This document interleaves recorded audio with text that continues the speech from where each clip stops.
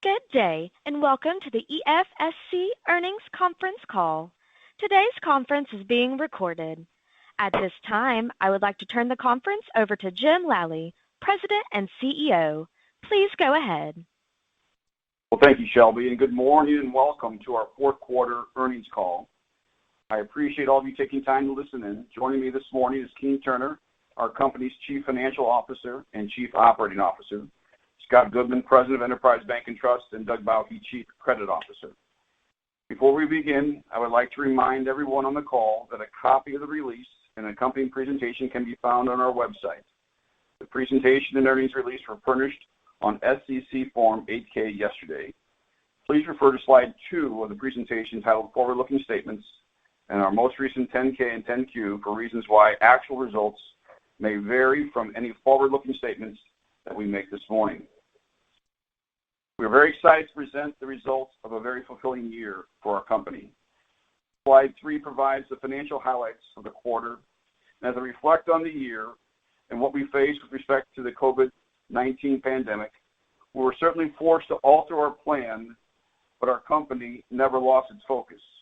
We achieved several critical milestones that positively impacted our company.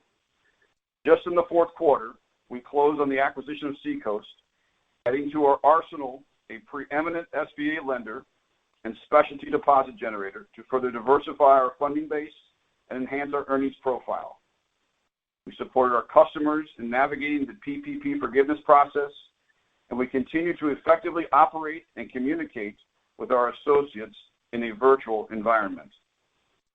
For the quarter, EFSC earned $28.9 million, which was an increase of $11 million compared to our 2020 third quarter and in line with what we reported for the fourth quarter of 2019.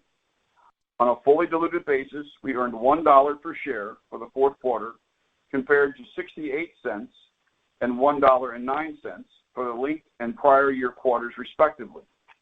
Pre-provision net revenue of $47.5 million for the quarter represented a return of 2.07% on average assets. That same metric was also nearly 2% for all of 2020, an accomplishment of which we are very proud. Keene will provide much more granular details of our financial performance for both the fourth quarter and all of 2020. The composition and diversification of our loans and deposits exhibits the ongoing transformation of our balance sheet that started with the acquisition of JCB in early 2017, continued with the combination with Trinity in 2019, and most recently the addition of Seacoast during the fourth quarter of 2020.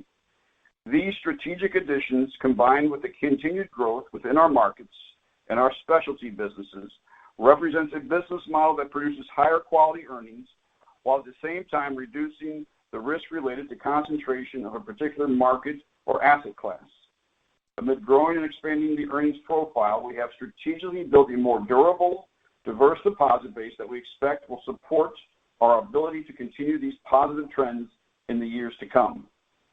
We believe that with total deposits at December 31st of $8 billion, of which 34% is non-interest bearing, the resulting 90% loan-to-deposit ratio affords us ample runway to continue to expand and grow the balance sheet, earnings per share, and profitability for the foreseeable future. Scott's comments will provide much more color on how we performed in our businesses and will receive great opportunities in 2021. Asset quality has held up nicely.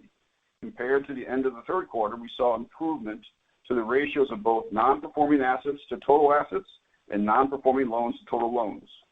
Our allowance coverage ratio remains strong at 2.31% of unguaranteed loans. Doug will spend a little more time on this in his comments, but I just want to say that we are encouraged by what we are seeing, but believe that we want to see how the latest round of fiscal stimulus impacts asset classes related to travel and hospitality before we declare that we are totally through the impact of the pandemic. Capital management was a key focus for us in 2020. Our sub-debt raise earlier in the year, combined with our strong earnings, allowed us to continue paying our 18 cents per share quarterly dividend while growing TCE and tangible book value per share throughout the year. Our capital posture combined with our earnings profile provided the confidence for us to be able to add Seacoast during 2020. Now, in speaking of Seacoast, the integration is going extremely well, and as I stated before, it is an even better company than we initially thought when we engaged them earlier in 2020. The calendar has turned, and our teams are aggressively working their plans to accomplish our 2021 goals. I am optimistic about the prospects for the year, as the success of the vaccine rollout and additional fiscal stimulus should provide for economic stability and growth towards the second half of the year. Turning to slide 4, you can see that our focus will be integrating Seacoast into Enterprise, executing our asset growth objectives both in terms of amounts and quality, executing well in the current round of PPP, not only to expand the relationships of our client base, but to use this to acquire new clients and to seek ways to permanently change how we operate to deliver superior client experience while improving our overall efficiency. I would now like to turn the call over to Scott, who will provide much more color on our markets and specialty businesses. Scott? Thank you, Jim. Good morning, everybody. Loans at year-end are highlighted on slide number 5 and total $7.2 billion, representing a 36% increase from the prior year. Growth of $1.1 billion in the quarter is most heavily impacted by the addition of the Seacoast book, combined with a reduction of $206 million in PPP balances and organic growth of $81 million. Focusing my comments on the legacy core business, net growth in the quarter underscores a healthy base of diverse business units that continue a solid level of gross production, held back mainly by the ongoing external headwinds. We carried forward the momentum in production that I described last quarter, with total originations more than double Q3 and 50% above the same quarter a year ago. The impact of this production continues to be muted by excess liquidity being used to further reduce working capital lines and short-term borrowings, as well as reductions in commercial real estate related to the sale of properties and refinancings into the permanent market. Slide 6 breaks out the loan book by business line, showing the changes in the quarter and highlighting the impact of Seacoast, which now adds further diversity to the mix. Aside from the Seacoast impact, and despite the headwinds, we were able to achieve net growth in most categories, with stronger performance in the investor CRE, sponsor finance, formerly known as EVO, life insurance premium finance, and tax credit business lines. Within our business units that are highlighted on slide 7, specialty lending now represents $1.9 billion of our total loans, or roughly 30% of the non-PPP loan book. In addition to the SBA loans from Seacoast, we saw the typical seasonal uptick in life insurance premium volumes, as well as elevated closings in the sponsor finance area. This production has resulted from a ramp-up in capital deployment by our sponsor partners and additional opportunities that we earn through our support of their portfolio companies via the PPP and the Main Street stimulus programs.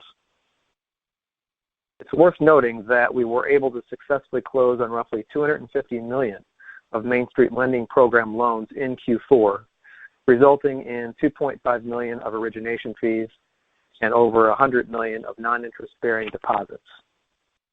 And although most of the loan outstandings are participated out to the Fed under this program, we were able to use this to reduce our risk on several existing credits and as a conduit to establish new C&I relationships that will provide longer revenue streams with a number of desirable companies in our existing markets. The life insurance premium finance and tax credit businesses have shown resilience in the current environment with steady production and growth throughout the year. With roughly $30 million of growth in Q4, these businesses continue to perform well with a stable outlook. Looking forward, adding a high-performing SBA platform into our current mix of successful specialty loan verticals further bolsters specialized lending as a significant contributor to our growth engine with a favorable risk-return profile. Within our geographic markets, St. Louis growth this quarter benefited from expanded relationships with several significant clients in the construction, equipment financing, mortgage, and tax credit businesses. Arizona closed a number of new commercial real estate deals for acquisition and refinancing, including several with new investor relationships. And in New Mexico, we are beginning to see some early signs of traction with our business model as we onboarded a couple of new mid-sized C&I businesses in the construction and remodeling industries. Overall, general C&I monthly production within the geographies is continuing to trend up, and our conversation with business owners reflect general optimism and willingness to invest in their businesses.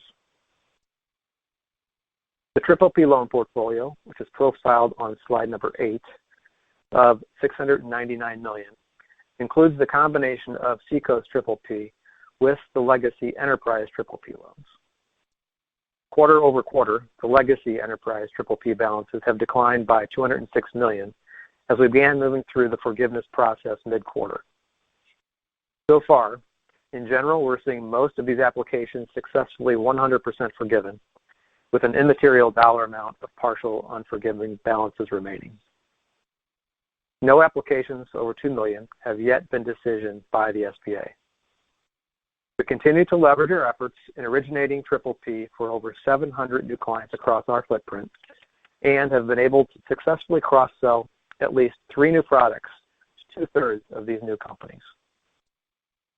We are now participating in the next round of PPP to further support our existing business clients and to continue to use this proactively to find new client opportunities. The deposit base, shown on slide 9, expanded by nearly $1.1 billion in the quarter with the addition of Seacoast. This also includes roughly $250 million of organic growth from the legacy EB&T portfolio. The addition of a specialized, sticky, and low-cost deposit portfolio from Seacoast has allowed us to be more proactive with the legacy book, moving out higher-cost funds or lowering rates on non-relationship balances. We also continue to have success onboarding new business operating accounts and expanding existing relationships, with non-interest-bearing accounts now increased to 34% of total balances. With that, now I'd like to hand it over to our Chief Credit Officer, Doug Bauke, for his discussion on credit. Doug? Yeah, thanks, Scott. I'm pleased to review Q4 and fiscal year-end 2020 asset quality as we finish the year with some very strong credit results. Net recoveries of $612,000 in the fourth quarter resulted in total net charge-offs of just 3 basis points, or $1.9 million for the fiscal year 2020. Total classifieds increased by $39 million from the prior quarter to $124 million, largely due to the downgrade of 2 hospitality loans in the legacy Enterprise portfolio and the addition of $29 million in classified loans acquired via Seacoast. As a percentage of capital, however, classified loan levels remained relatively stable at approximately 10% for both the current and prior quarter. Non-performing assets declined to 0.45% of total assets from 0.53% the prior quarter, and 30-day delinquencies were well managed at $12.5 million or 17 basis points of total loans. Turning your attention to slide 11, loan deferral activity has continued to decline as anticipated.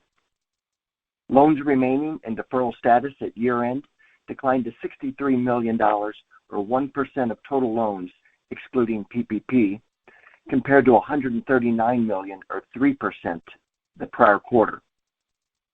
86% of the remaining deferrals are scheduled to expire by the end of Q1 21. You'll see on slide 12 the allowance coverage for the broader portfolios of C&I, CRE, construction, and resi real estate. While credit metrics remain favorable, our total allowance for credit losses increased 11% from the prior quarter to $137 million at year-end. The reserve now provides a 355% coverage of non-performing loans, 2.31% of total loans excluding PPP and SBA 7A guaranteed portions, and 1.89% of all loan exposure. Provisioning of $9.4 million in the fourth quarter was largely related to the day one CECL reserve on the acquired Seacoast non-PCD portfolio. And with that, I'll turn it over to Keene Turner. Thanks, Doug, and good morning. My comments begin on slide 13 and will address the full year 2020. We reported net income of $74.4 million or $2.76 per share.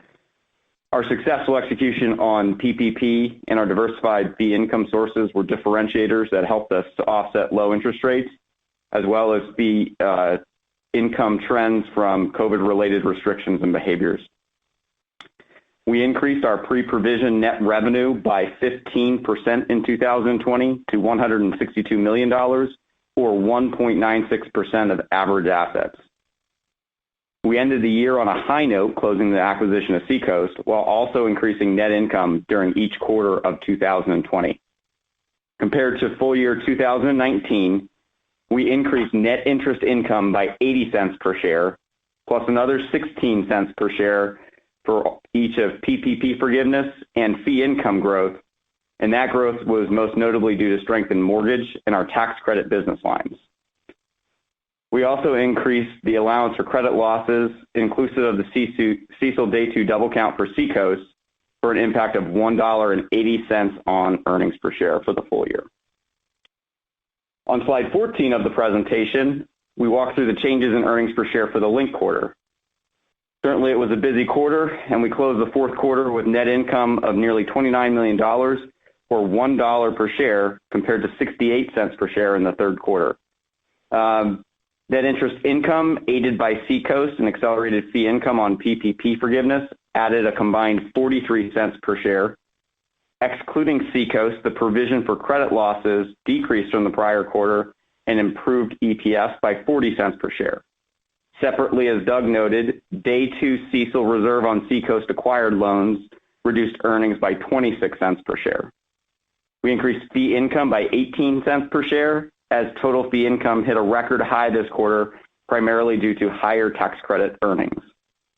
On the expense side, we had a partial quarter of Seacoast operating expenses that drove the 22 cent per share decrease in earnings from expenses. Merger-related expenses also increased in the quarter and reduced earnings by 3 cents comparatively, and we incurred a swap termination charge that reduced earnings per share by approximately 10 cents. And lastly, the share issuance for the Seacoast acquisition reduced earnings by approximately 10 cents a share. So we'll turn to slide 15, where we address net interest income trends. Net interest income was $77.4 million for the fourth quarter and was an increase of $14 million from the linked third quarter. Net interest margin was 3.66%, an increase of 37 basis points from the third quarter. The primary drivers of this increase were PPP loan forgiveness and the addition of Seacoast assets. We recognized $10.3 million of total interest income on PPP loans during the fourth quarter, including $5.1 million from acceleration of deferred fees on $206 million of loan payoffs, compared to $5.3 million in the prior quarter. PPP activity is contributing approximately 15 basis points to the fourth quarter net interest margin. Additionally, Seacoast added $680 million of average earning assets in the fourth quarter and approximately $8 million of net interest income. It also resulted in a 9 basis point improvement to the fourth quarter net interest margin.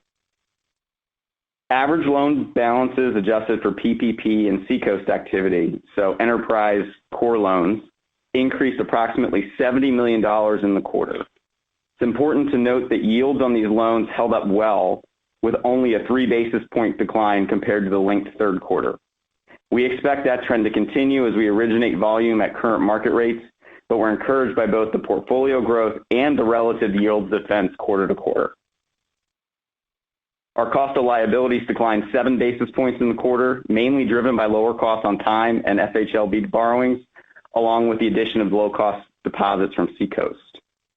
We did terminate a cash flow hedges totaling $200 million of notional value related to FHLB borrowings, which we expect will result in a reduction of our excess balance sheet liquidity, as well as a corresponding reduction in cost of funds. Total deposits, excluding Seacoast, grew approximately $250 million in the quarter, with $115 million in non-interest-bearing DDA. Looking forward, we expect the Seacoast acquisition to provide additional margin accretion over a full quarter of around 5 basis points. Considering liquidity, but excluding PPP, that would leave net interest margin at approximately 3.40 to 3.45%, a level which we can reasonably defend in 2021. To the extent that we can continue to experience quality loan growth, that ability to redeploy excess cash into higher yielding assets will also create incremental income and improvement in margin over the coming periods. The timing of PPP forgiveness, which on average has been approximately $20 million per week, and the potential for additional economic stimulus measures in addition to customer cash usage trends, could also have material impact on net interest margin in future periods.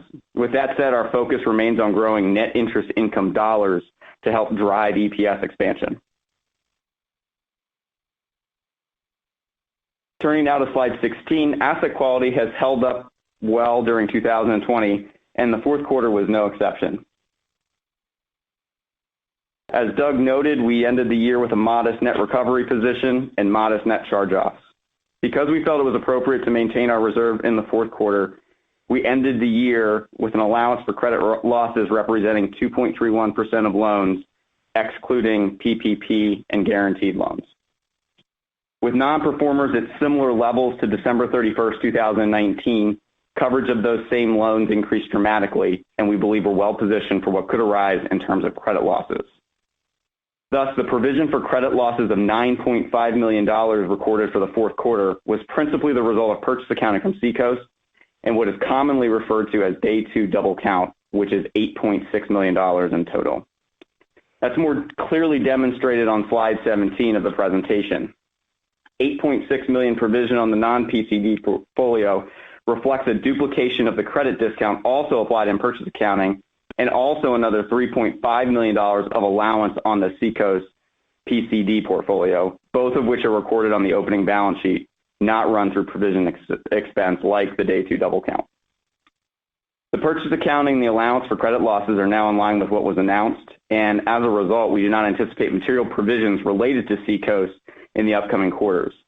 The remaining $1.3 million that we recorded on the allowance for credit losses principally reflects changes to unfunded commitments and other similar items during the fourth quarter. Stepping back, and as Jim noted, it's clear that the stimulus is already and will continue to positively impact many of our borrowers and will ultimately help eliminate or mitigate credit stress that would have otherwise occurred. With that said, these efforts have increased the uncertainty and likely the time period during which we would ordinarily expect loss recognition to occur. Thus, we essentially maintain our reserve level as a result until there are more clear indicators in either direction as to what the ultimate impact would be to our customers. With the current level of reserve, we believe that we're well positioned for potential credit losses, and to the extent that there are no further downward trends in economic and asset quality factors, charge-offs may exceed the provision in 2021. Fee income demonstrated on slide 18 came in at $18.5 million for the fourth quarter, which was an increase of $5.9 million from the $12.6 million we recorded in the third quarter. Seasonally robust tax credit activities drove $3.3 million of the quarterly increase, while fees related to community development projects accounted for an additional $1.9 million of the quarterly increase. Mortgage again expanded from the prior quarter by approximately $0.2 million, while the $0.4 million gain on sale of securities in the third quarter was not repeated. Seacoast contributed $0.8 million of fee income in the quarter, consisting primarily of SBA servicing fees and deposit service charges. Expenses on slide 19 were $51 million for the quarter compared to $39.6 million in the third quarter. Merger expenses in the fourth quarter were $2.6 million compared to $1.6 million in the third quarter, and we estimate that approximately $3.1 million will remain for the first quarter of 2021 due to the closing of Seacoast. The fourth quarter also reflects $6 million of Seacoast operating expenses, representing a half a quarter of operations, and $3.2 million of swap termination expenses. The remaining increases in fourth quarter were across a variety of categories and reflect the underlying trends in our operation of the business. Despite a challenging year, core efficiency came in consistently at 51% and feels like an accomplishment with the challenges we have faced in 2020. We will pivot to seasonally higher expenses in the first quarter and expect a full quarter of Seacoast run rate before we achieve the remaining synergies post-systems conversion. So combined, we expect about $52 million of first quarter expenses before merger charges, and then improving to around $50 million by the second or third quarter is roughly what we would expect. It's possible that with successful execution of another round of PPP and continued progress in expanding the loan portfolio, we can continue to demonstrate best-in-class efficiency. I'll conclude my remarks on our final slide, number 20. We continue to build capital in the quarter and really throughout the year as a result of our strong earnings profile. And while we also increased the allowance for credit losses by $93 million to $137 million, or 2.3% of unguaranteed loans. We also further improved the risk profile of our balance sheet through the Seacoast acquisition, adding approximately $600 million of guaranteed loans and representing nearly 50% of their assets. And because we structured the acquisition of Seacoast to be all stock, that was slightly accretive capital based on their metrics and deal impacts. In 2020, we returned dividends to shareholders of 72 cents per share, a 16% increase over 2019, and we executed on some common stock repurchases in early 2020. As a result, tangible book value increased to $25.48 on a per share basis, representing an increase of 7% from the end of 2019. With some momentum in the fourth quarter on organic growth, and with Seacoast representing an engine to further aid EPS growth, we believe we're well positioned to continue to have a variety of options to build our franchise and exercise our capital flexibility in the upcoming periods. Worth noting, we have 96,000 shares remaining in our current share repurchase program. While we believe it's still too early in the cycle to begin buying back shares, we continually evaluate our capital position and will be opportunistic in our deployment in support of organic growth, dividends, M&A, and share repurchases. Before we open the line for questions, I wanted to reflect on our recent acquisition history. The acquisition of Seacoast represents our third acquisition in the last 4 years. Through these transactions, we've improved our cost of funding, liquidity, and earnings profile while diversifying our geographic footprint. When we work through the various moving pieces of 2020, we believe that fundamentally we continue to earn strong returns, certainly noted by 2% PPNR for 2020. With the added earnings power from Seacoast, continued organic growth, and our expectation for additional earnings and capital build from the next round of PPP, we feel good about our ability to continue this progress for 2021 and beyond. I appreciate those who've taken the time to listen to the call today, and with that, we'll open the line for analyst questions. Thank you. If you would like to ask a question, please signal by pressing *1 on your telephone keypad. If you're using a speakerphone, please make sure your mute function is turned off to allow your signal to reach our equipment. Again, press *1 to ask a question. We'll pause for just a moment to allow everyone an opportunity to signal for questions. We'll take our first question from Michael Chabon with KBW. Hi, good morning. Good morning, Michael. So my first question, you guys saw some pretty good organic commercial growth in the quarter. Can you just talk about the state of those pipelines and the overall loan growth expectations for 2021? Yeah, hi, Michael. This is Scott. I can kind of handle that. I think, to reinforce what I said, I've focused a lot on gross production, particularly over the last few quarters, because I think a lot of the headwinds are external. And obviously, there's a lot of that looks like there's, light at the end of the tunnel there. So The specialty businesses have been pretty steady producers throughout the year. Life insurance, had its typical fourth quarter uptick. We saw volumes elevated with sponsor finance, which we, didn't necessarily see last fourth quarter, but now see it.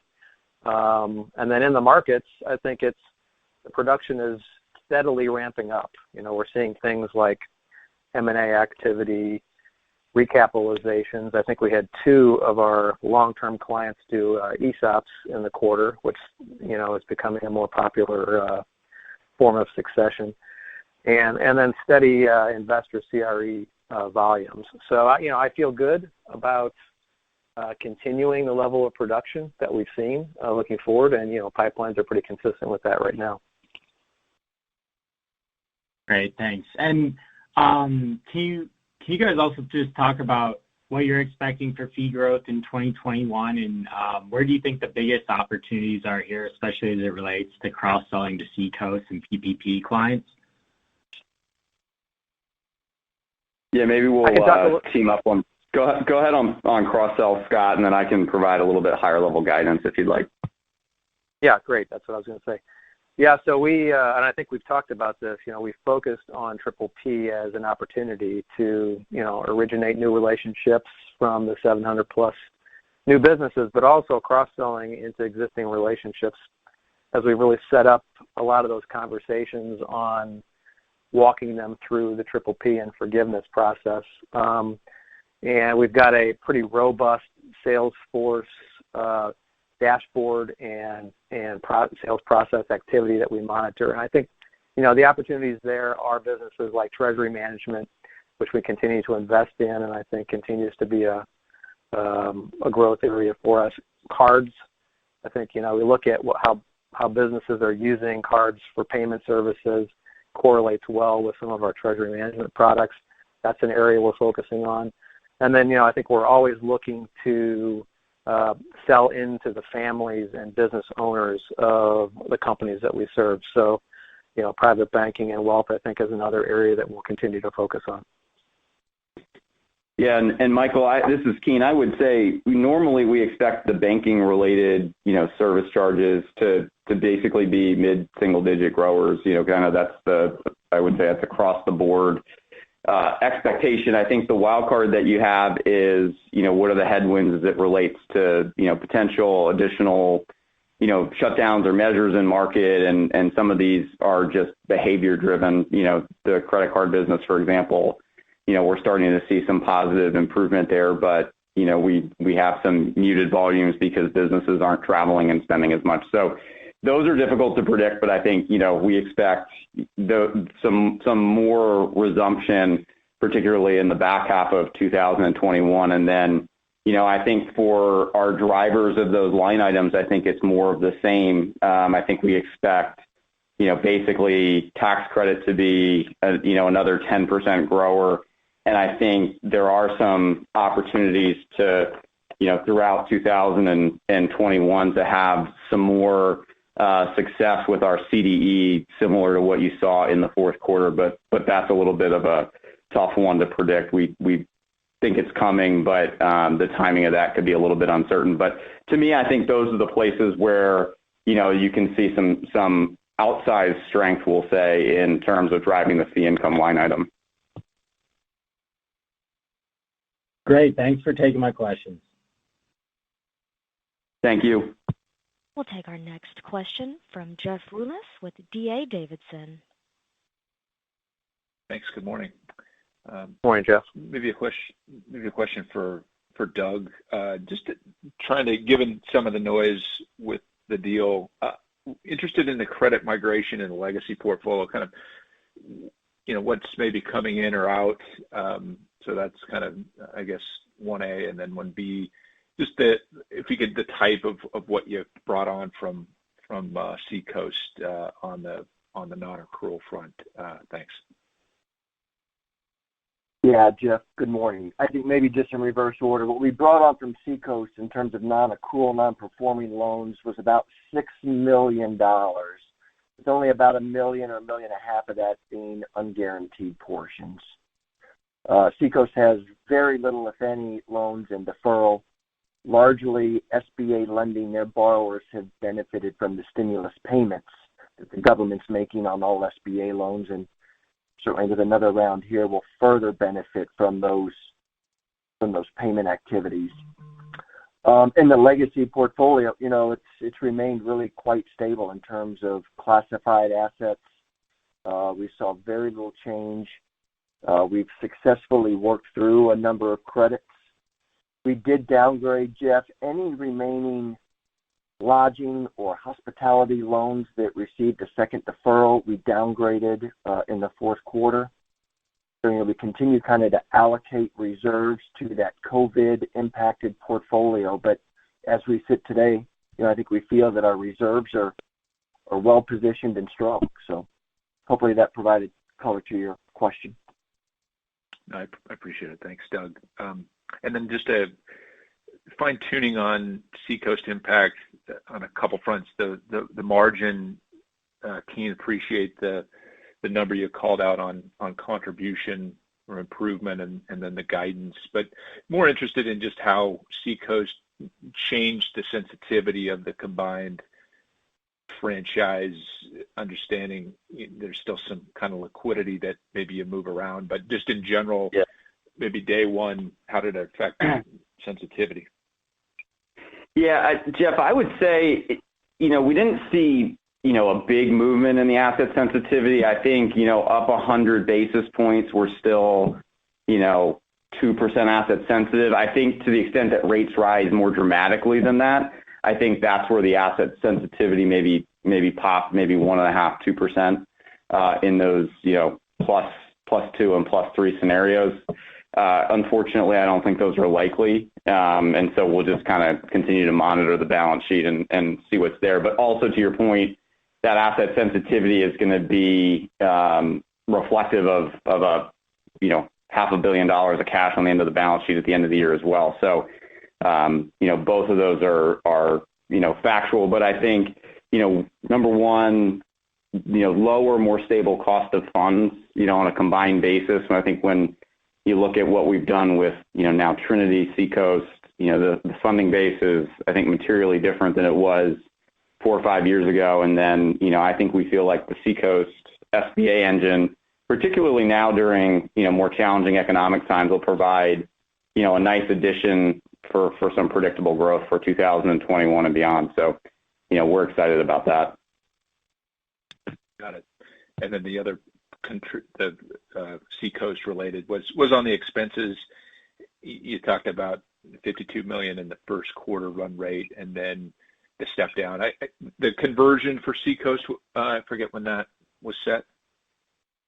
Yeah, we're converting, core, call it core banking systems mid first quarter, but there'll be some other, other conversions that have already taken place and some that are following. So, I think of most conversion being completed as of the end of the first quarter. So, I'm not sure if you're going to get a fully clean second quarter, but certainly by the third quarter, we expect the synergies to be out of it and the 25% cost save assumption to be there.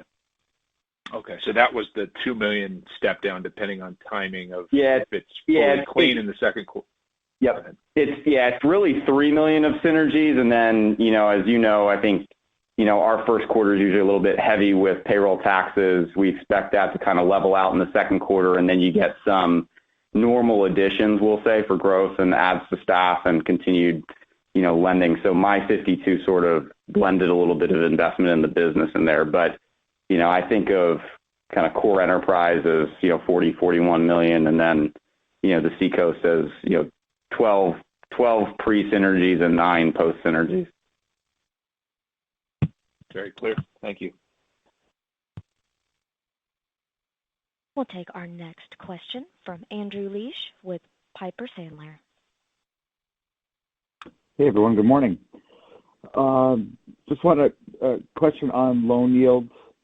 Reference that they're holding up well here. I guess 3 basis point decline linked quarter is what you said.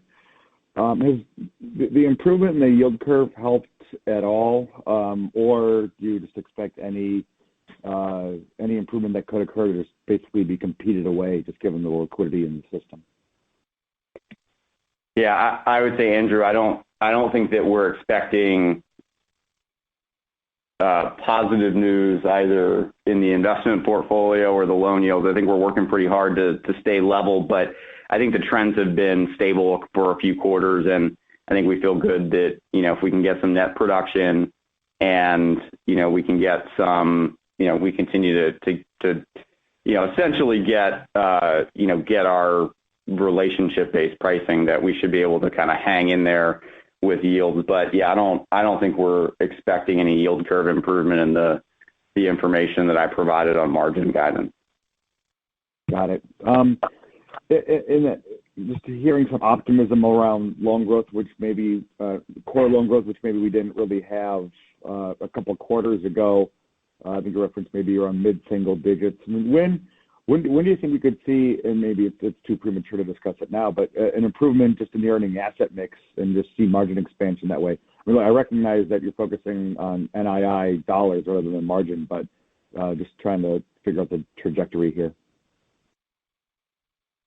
Yeah, look, I think the big question comes down to, from my perspective, how much more does another round of PPP pressure line of credit usage and things like that. I mean, I think we're down, on the slide that we have, line usage is down 8 percentage points from a year ago. And so normally we're sweating over a couple basis points of line usage that could, mute or make a quarter, look robust from a growth perspective. So I think it's a tough question, but I think what you heard from Scott is that he's focused on gross production, and, I think that bodes well. And I think that we're optimistic that at least in some combination of bringing Seacoast on, a little bit of momentum in the base, enterprise pipeline and business development that's not, completely washed away by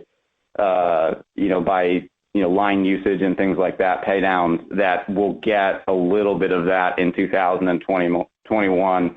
But it's hard for me to say you're going to see that in the second quarter or the third quarter. I think a lot depends on, what happens over the next few months in the economy and getting people, kind of back and operating in a more normal fashion. Hey, and Andrew, this is Jim. I'll just add to it that, this whole balance between growth and yield are intertwined, and we've worked hard culturally not to have to do the last deal in the market to get the growth. And as soon as you waver from that, it's a slippery slope. And I credit Scott and Doug for the discipline that the teams have, and the fact that what we've also we've built this diversified engine, so we don't have to lean into any one class, and we can uphold our pricing and what have you, and still get the growth that's acceptable. But it's a really slippery slope that we got to be careful about during these times, that we'll just take anything for growth or hold back and not get growth, and it's a day-to-day battle, which is exciting, frankly. Understood. Thank you for taking the questions. I'll step back. We'll take our next question from David Long with Raymond James. Good morning, everyone. As it relates to M&A, just can you talk maybe a little bit about the pipeline now? We've seen a few deals in the industry get announced, and I think buyers are getting a little bit more comfortable with potential sellers' loan portfolios. Can you maybe talk about the pipeline, and then any discussions you've had? How has the seller reception been, and how have price expectations changed over the last few months?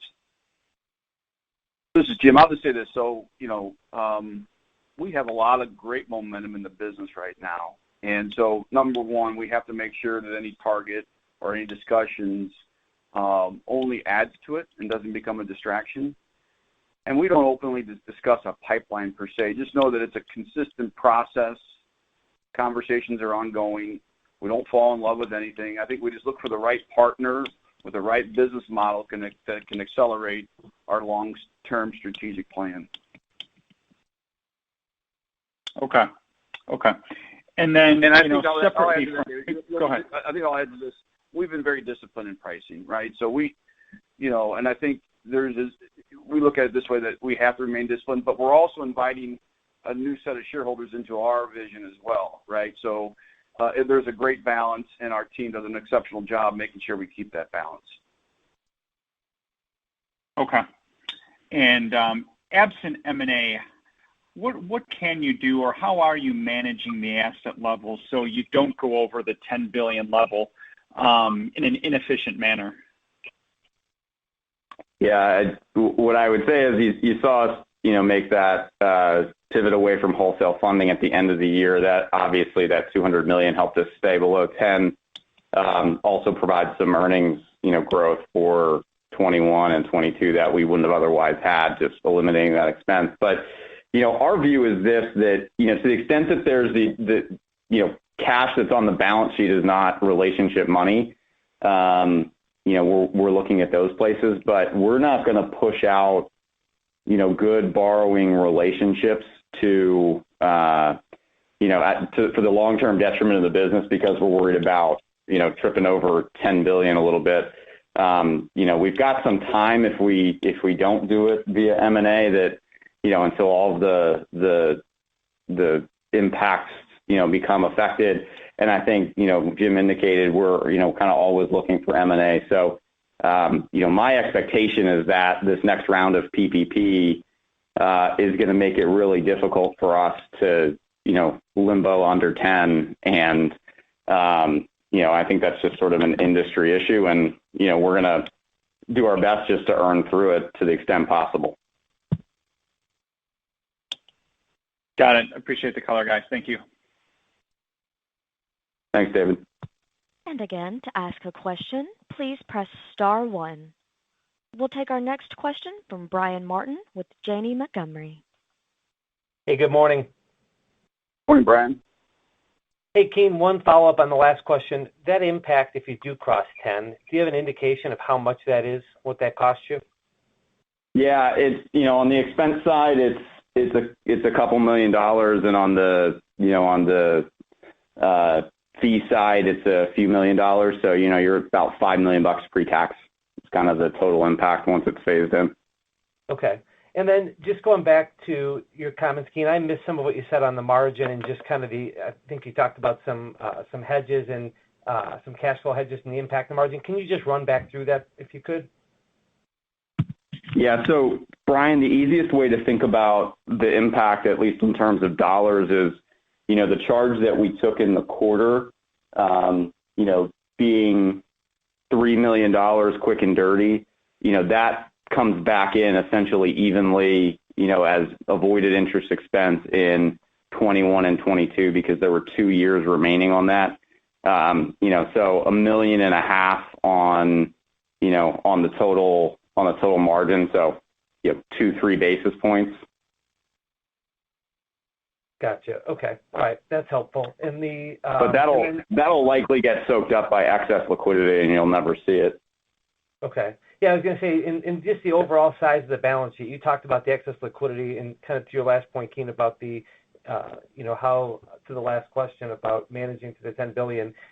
How do you, I guess, if you look at the balance sheet over the course of the year, how do you expect it to unfold as far as with the PPP and I guess I don't know the timing and what you guys are expecting? I think you said how much it was going a month, but the reduction in the PPP and just the overall size of the balance sheet as you go throughout the year. Yeah. Well, so what we're seeing right now is that we're getting about $20 million a week of PPP forgiveness, but it's not, that doesn't correspond to a reduction in the balance sheet. Those are, typically customers, and much of that is staying on the balance sheet. And we saw that in 2020. So my expectation is that whatever success we have with PPP, we did 800 plus million in the first round, and with Seacoast, you're at almost, 900 million that we did. Even if you do, half or 2/3 of that, you're going to be $400 or $500 million over 10 billion, at that point in time. And I just, with the trends that we saw in the first round, I just don't expect that liquidity to move off the balance sheet anytime soon. So, from my perspective, I think we avoided going over at December 31st, 2020, but I don't know that there's an avenue for, trying to move that kind of liquidity off the balance sheet to stay under, and I don't think that is going to be the right feeling from a customer perspective. So I think we're going to have to, PPP is going to provide nice income lift for us on another round, and I think we're just going to have to use that. And we're ready in terms of our plan for crossing 10 billion from a people and a systems perspective, and I think we just have to keep executing and try to grow the loan portfolio and try to potentially find another deal to help scale through that. Gotcha. Okay, that's helpful. And just maybe the last two, just when you think about, I appreciate the comments on the outlook for the reserve and whatnot, but as you get beyond, if the economic conditions do improve and the credit quality continues to hold as it sounds like it could, I mean, can you talk about where the post COVID reserve level, kind of where you think it trends to over time?